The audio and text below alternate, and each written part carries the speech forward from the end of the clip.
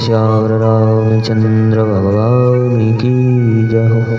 आज का प्रसंग है भगवान श्री राम जी के अश्वमेध यज्ञ के अश्व को किसने ऐसा स्तब्ध किया कि वो चलने की कौन कहे, हिल भी ना सका।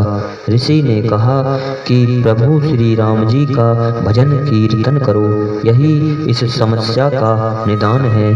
यही प्रसंग सुनाने जा रहे हैं। आशा करते हैं आप इसे अवश्य ही पसंद करेंगे। श्री हनुमान अंक के अनुसार भगवान श्री राम जी के अश्वमेध यज्ञ का अश्व घूमता हुआ हेमकूट पर्वत के एक विशाल उद्यान में पहुंचा ही था कि वहां अकस्मात उसका सारा शरीर अकड़ गया।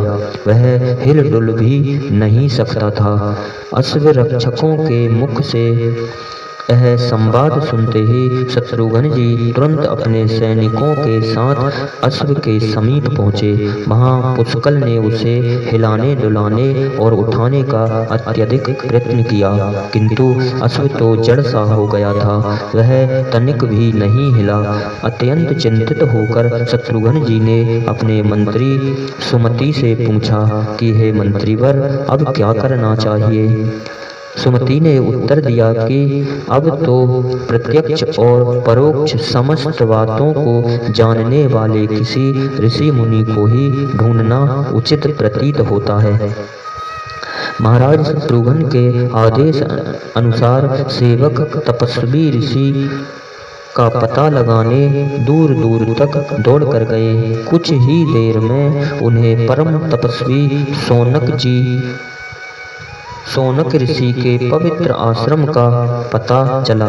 शत्रुघ्न जी ने श्री हनुमान जी और पुष्कल आदि के साथ वहां जाकर अपना परिचय देते हुए तपोमूर्ति मुनि के चरणों में प्रणाम किया। अत्यंत प्रसन्नता पूर्वक अर्धपाद आदि से शत्रुघ्न जी का स्वागत करने के अनंतर महामुनि सौनक जी ने उनका समाचार पूछा। तो शत्रुघ्न जी ने अत्यंत विनय पूर्वक यज्ञ अश्व के आश्चर्यजनक गात्र स्तंभ का समाचार सुनाते हुए उनसे प्रार्थना की कि हे मुनिनाथ, सौभाग्यवश हमें आपका दर्शन हो गया। आप कृपा पूर्वक हमारी यह विपत्ति निवारण कीजिए।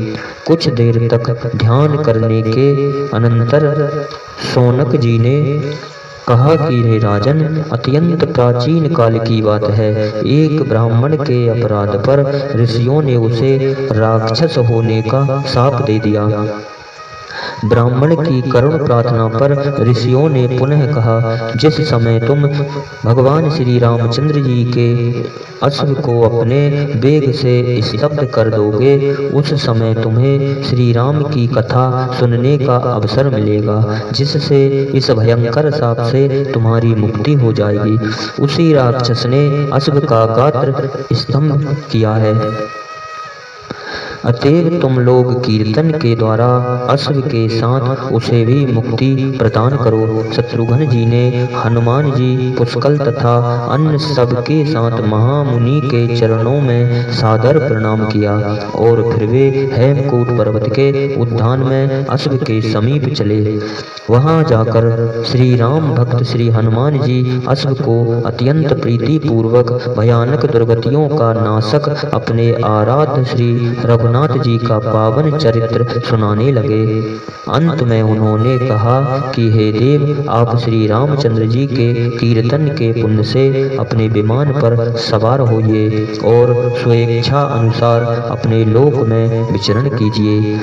अब आप इस कुत्सित योनि से मुक्त हो जाएं। श्री हनुमान जी के वचनों को सुनते ही देवता ने प्रकट होकर अपना आभार स्वीकार किया और फिर वे विमान पर बैठकर स्वर्ग चले गए। साथ ही यज्ञ के अश्व का भी गात्र स्तंभ निवारण हो गया और वह प्रसन्नता पूर्वक रमणीय उद्यान में भ्रमण करने लगा। इन्हीं शब्दों के साथ बोलिए राजा रामचंद्र भगवान की जय हो।